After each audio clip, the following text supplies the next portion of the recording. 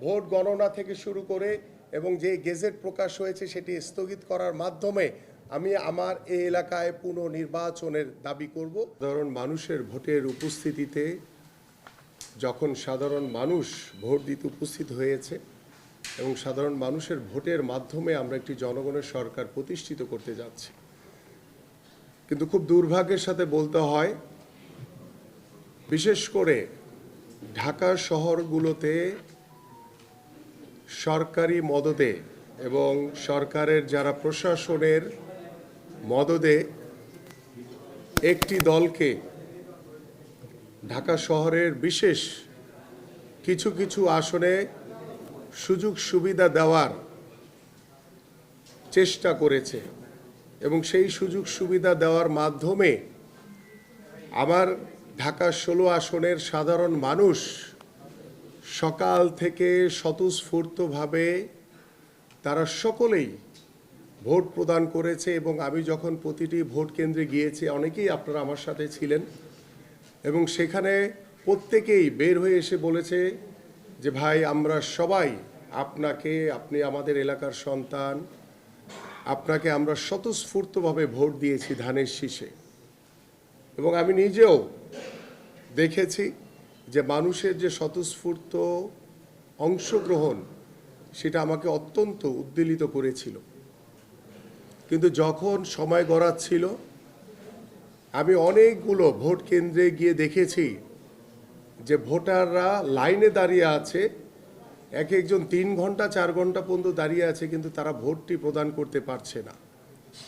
বিশেষ কিছু কিছু কেন্দ্রে লক্ষ্য রেখে সরকারের পক্ষ থেকে এবং ভিতরে যারা প্রিজাইডিং অফিসার, সহকারী প্রিজাইডিং অফিসার রয়েছেন, পোলিং অফিসার রয়েছেন, তাদের সরাসরি মদদে ভোট গ্রহণ স্লো করা হয়। আপনারা ভোটের কাস্টিং দেখলেই বুঝতে পারবেন যে আমার যেখানে 4 লাখের উপরে ভোট, সেখানে আমার 50% ভোটও কাস্ট হয়নি। এবং আমি ভেবেছিলাম যে হয়তোবা 2টি করে ভোট দিতে হচ্ছে, যার কারণে হয়তোবা কিছুটা স্লো হয়েছে। কিন্তু দুপুরের পর থেকে যেভাবে ভোটারদের উপস্থিতি ছিল, ভোটারদের উপস্থিতি যেটা আমরা প্রত্যাশা করেছিলাম দুপুরের পর থেকে, সেই প্রত্যাশিত ভোটাররা কিন্তু কেউ উপস্থিত হয়নি। এটির বিশেষ কিছু কারণ রয়েছে।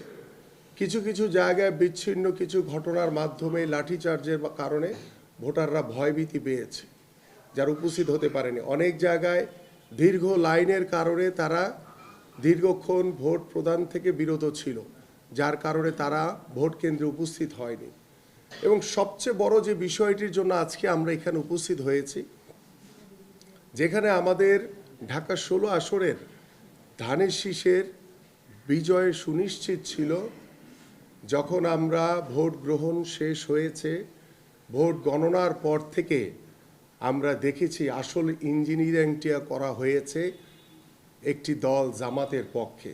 জামাতের প্রার্থীকে বিজয়ী করার জন্য তারা যেভাবে 8টি থেকে 10টি কেন্দ্রকে টার্গেট করে তারা কাজ করেছে। এবং এখানে দেখা গেছে যে আমাদের যারা এজেন্ট ছিল, তাদেরকে কিছু কিছু জায়গায় বের করে দেওয়া হয়েছে জোর করে, যে আপনাদের এখানে কোনো কাজ নাই, চলে যান। অনেকে হয়তো বা ভয়ভীতি দেখিয়ে তাদেরকে বের করে দেওয়া হয়েছে।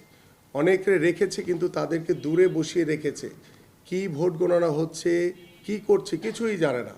এবং তার ভিতরে অন্যতম, যে আমি 2-1টি প্রমাণ আপনাদের কাছে একদম সচক্ষে স্ক্রিনে দেখাতে চাই, আমি দেখিয়ে আপনাদেরকে ব্যাখ্যা করতে চাই, তাহলে আপনাদের বুঝতে সহজ হবে।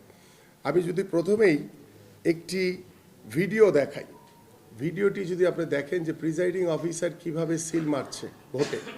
আগামীকালকে আমরা আইনগতভাবে আমাদের যিনি লয়ার আছেন তার সাথে কথা বলে আইনগত প্রক্রিয়ার ভিতরে যেহেতু কিছু আইনি জটিলতা রয়েছে, সেই আইনি জটিলতাগুলো যাচাই বাছাই করে আমি সেটি হাইকোর্টে অবশ্যই যাব এবং সেই হাইকোর্টের কাছে আমি এটির বিচার চাইব যে আমার ভোট গণনা থেকে শুরু করে এবং যে গেজেট প্রকাশ হয়েছে সেটি স্থগিত করার মাধ্যমে আমি আমার এই এলাকায় পুনর্নির্বাচনের দাবি করব এবং সেটি আইনগত প্রক্রিয়ার মাধ্যমেই আমি ইনশাল্লাহ লড়াই করব।